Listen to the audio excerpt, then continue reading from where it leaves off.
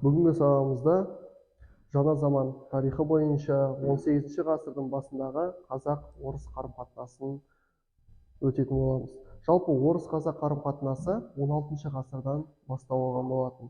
16 ғасырдан басталған қазақ-орыс қарым-қатынасы қазіргі күнге дейін қарым-қатынаста экономикалық, әлеуметтік жағынан, әскери жағынан болсын, қай жақ саладан болсын дамып келе жатқан солтүстігіміздегі ірі мемлекет осы Ресей. Енді 18 ғасырдағы қазақ-орыс қарым-қатынасы кезіндегі жалпы 16 ғасырдан бастау алынған қазақ-орыс қарым-қатынасы және де осы кезде 16 ғасырда қазақтар көпес Строгановтармен ең алғаш сауда байланысын орнатқан болатын. Одан кейін осы кезде орыс патшасы бірінші Петр билік құрған тұс болған 1762-1725 жылдары. Бірінші Петр Қазақстанды Орта Азияға қарай шығатын кілт пен қақпа деп атаған болатын өзінің Қазақстан территориясын. Енді Қазақ хандығының Ресеймен байланысы кезіндегі дамуы әрі қарай жетіле бастауы ол бізде 18 ғасырда алғашқы 30 жылдығымен тұспа-тұс келген болатын. Яғни осы 18 ғасырдың 30 жылдарында қазақтар мен орыстардың байланысы өте жақсы дами бастауы болатын. Енді осы кезде бізде солтүстік көршілер болғаннан кейін тарапынан негізі әскери саяси мәселесі қатты қаралған болатын. Неге? Себебі бізде бұл кезде шығыс жағымыздан өте қатты қауіп төндіріп тұрған жоңғарлар болатын. Осы жоңғарларға әскери саяси жағынан қарсы тұру үшін бізге одақ керек болды. Ал одақты қазақтар солтүстігіміздегі көршілері орыстардан күткен болатын. Осы Ресей әскери одақ құру барысында бірнеше рет талпыныс жасалған болатын. Соның бірі мысалға 1716 жылы Қайып хан Ресейге елшілікті аттандырған болатын. Әскери жағынан одақ құрайық деп. Кейін 1730 жылдарға қарай, яғни 18 ғасырдың 30 жылдарына кіші жүздің ханы Әбілқайыр тарапынан да Ресеймен әскери жағынан дипломатиялық қарым-қатынас орнату туралы ұсыныстар тасталған болатын. Бірақ бұл көп ұсыныстарды осы кезде Ресей бас тартқан болатын. Бұл ұсыныстардан бас тартуының басты себебі Ресей бұл кезде өздерінің солтүстік соғысты жүргізіп жатқан болатын. Солтүстік соғыстағы ең негізгі қарсылас, яғни Ресей шведтермен, Швециямен соғыс жүргізген болатын. Осы ресейліктермен, орыстармен шведтер соғысып жатқаннан кейін қазақ тарапынан келген ұсыныстарды патша Ресей орыс патшалары қазақтардан ұсыныстарды бас тартқан болатын. Міне бұл суретте бізде орыс патшасы бірінші Петрдің, екінші суретте қазақ ханы Қайып ханның суреті көрсетілген. Келесі.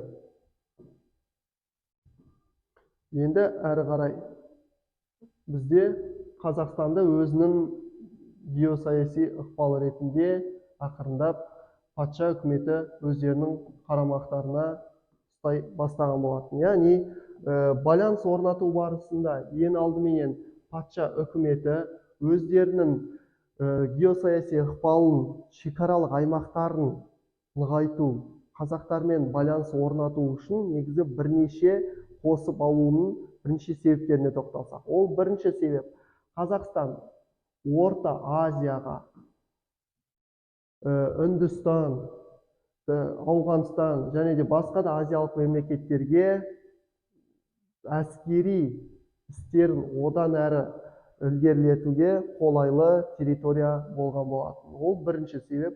Екінші себебі бізде Ресей империясы экономикалық күш-қуатын алып келе жатқан зауыт фабрикаларына әрі қарай дамыту үшін Қазақстанды шикізат көзі, яғни Қазақ хандығы үлкен нарық ретінде өздерінің патша үкіметі өздеріндегі өнімдерін Қазақстанға сату үшін Қазақстанды үлкен нарық ретінде көрді. Және бұл жерде ең басты ескеретін бір нәрсе, ол ағылшын орыс бәсекелестігі болған болатын.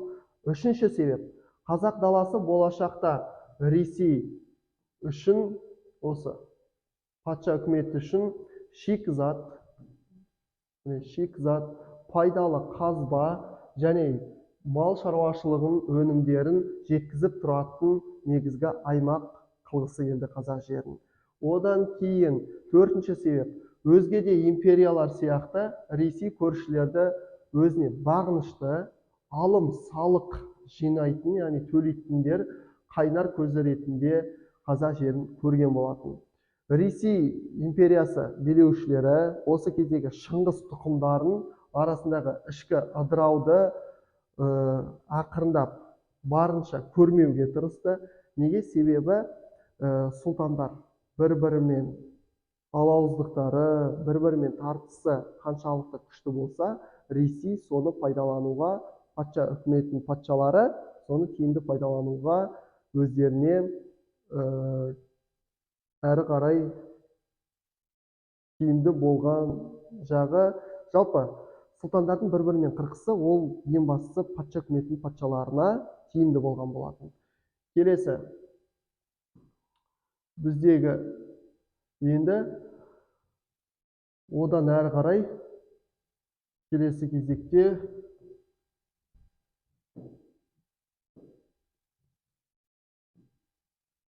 патша үкіметінің әскери бекіністер желісін салуы.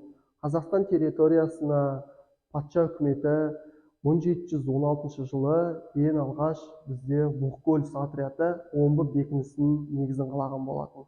Кейінірек патша үкіметі қазақ-жоңғар соғысын тиімді пайдаланады. Осы кезде Қазақстанның Ертіс жағалауына бекіністер сала бастаған болатын. Бекіністермен салу барысында Коншиннің, орыс зерттеушісі Коншин өзінің деректерінде Ертіс бойындағы бекіністер шебі осылай құрылды. Оның міндеті оң жағалауындағы жерлерді жоңғарлардан, ал одан соң көп ұзамай қырғыздардан, яғни қазақтардан қорғау болатын. Мұндай шаралар кіші жүзбен шектесетін қазақ қоныстарының солтүстік батыс шекарасында да жүргізілген. Бұдан нені байқаймыз? Бекіністерді қазақ жеріне салу барысында солтүстік батыс аймағы, солтүстік аймақтарға жоңғарлар мен қазақтар соғыс кезінде, жоңғарларға бекіністі салу кезінде біз бекіністі сендер үшін салып жатырмыз деп айтқан. Ал қазақтар үшін бекіністі керісінше жоңғарлар үшін емес, сендер үшін салдық делінген. Бұл жердегі ескеретін жағдай, егер жоңғарлар қазақтарға шабуыл жасайтын болса, қазақтар осы бекіністерге арқылы қорғану әдісіне тиімді болады деген. Дәл сондай жағдайды жоңғарларға да ескертіп айтып отырған. Егер қазақтар сендерге шабуыл жасайтын болса, сол бекіністерге сендер үшін қорғану әдісі деп айтқан. Ал негізінен қазақ жерін отарлау мәселесі бекіністер арқылы жүргізілген.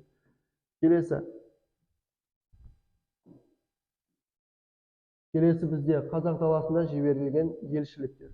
Енді қазақ жерінде елшіліктер жіберу барысында 18 ғасырдың басында елші алмасу мәселесі күшейеді. Мысалға, 1716 жылы қазақ даласында Тобыл байары Никита Белоусов, бұл 1716 жылы. Кейін, бір жылдан кейін, 1717 жылы Борис Брянцев және онымен бірге Федор Желин екеуі қазақ жерінде елшілікте болған кісілер.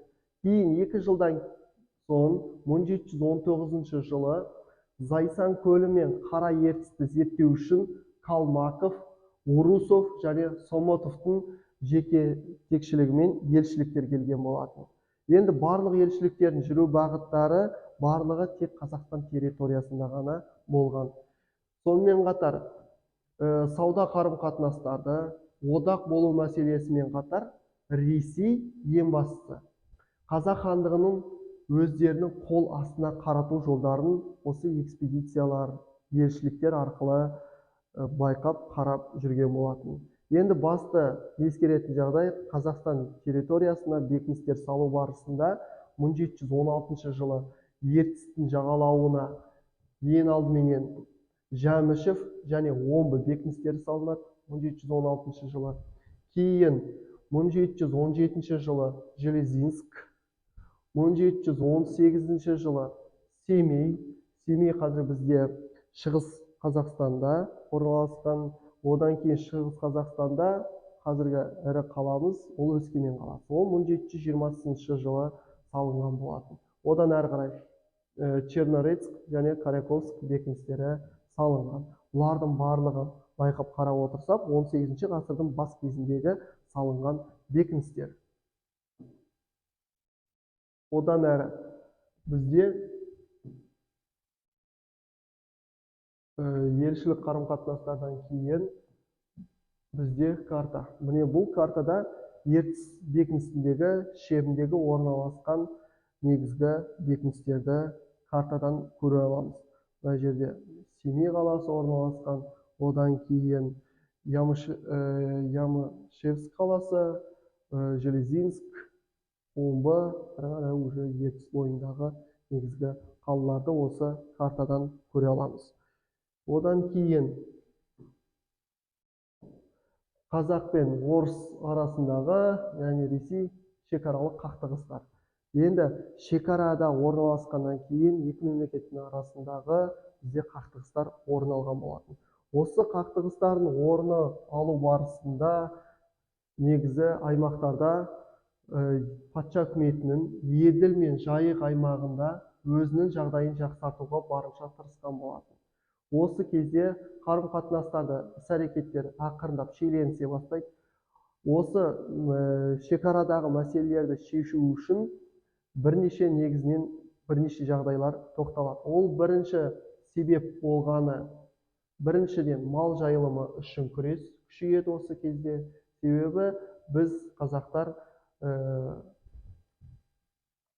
көшпелі мал шаруашылығымен айналысқаннан кейін, бізге ең бастысы мал жайылымы керек. Екінші себеп өзара мал барымтасы орын алған болатын. Үшіншіден қазақтар өз жерінде Ресей империясының әскери бекіністерінде ақырындап бекініс салу мәселесіне қарсы тұра бастаған болатын. Осылай бізде шекара шебіндегі ақырындап шиеленістер ушыға бастаған болатын. Енді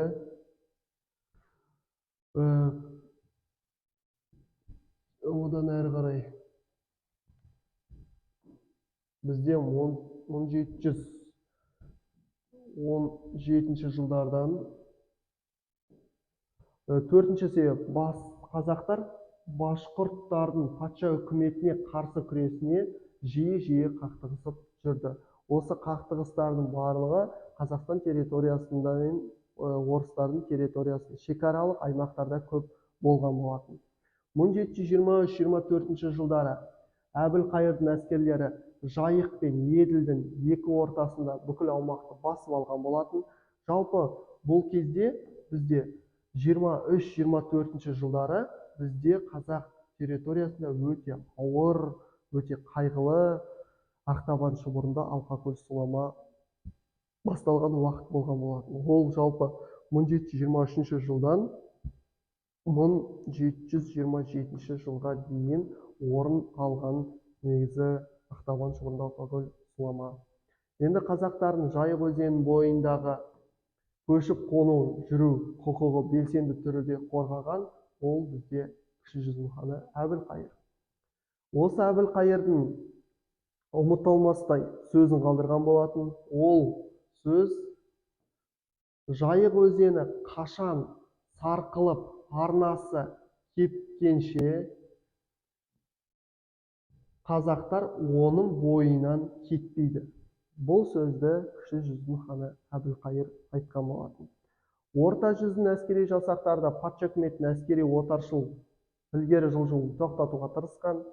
1731 жылы Омбы бекінісінің маңында қазақтар мен жергілікті әскери гарнизонның арасында қақтығыс болған болатын. Ол бізде әскери гарнизонда жергілікті қазақтар мен әскерлер арасындағы қақтығыс 1731 жылы болады, омбы бекінісінің маңында.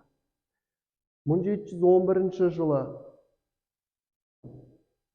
16.000 жауынгері бар қазақ жасағы Жайық қаласына бара жатқан астық керуеніне шабуыл жасап, 300 казакты тұтқынға алған болатын. Жалпы 1711 жыл бізде өте есте қалатын жылдардың бірі. Бұл кезде бізде Абылай хан дүниеге келген уақыт. Келесі 1718 жылы қазақтар мен қарақалпақтардың 20.000 жауынгері Жайық қалашығын 1 ай бойы қоршауда ұстаған. Тек қана қазақтар ғана емес бұл жерде, сонымен қатар қарақалпақтар да қазақтарға көмектесіп, патша үкіметіне қарсы шығып тұрғанын байқаймыз. Одан кейін бізде тағы мына жерде қарап жүретін мәліметтердің бірі Жайық қаласы, қазіргі Орал қаласы, Жәмішев бекінісі, қазіргі Павлодар облысының Жәмішев, яғни Ямышево ауылы болып келеді. Және басында біз айтқан 16 ғасырда қазақтар ең алдыменен көпес Строгановтармен сауда байланысын орнатты дедік. Ал Строгановтар деген орыс көпестері Ермактың батыс Сібірге жасаған жорығында шешуші рөл атқарған. 16 ғасырда Оралда зауыттардың негізін қалаған. Строгановтар қазақтармен сауда-саттықты жандандырып отырған. Строгановтар деген жалпы орыс көпестері. Жалпы бүгінгі сабағымызды осылай бізде толығымен қарастырып аяқтап шықтық.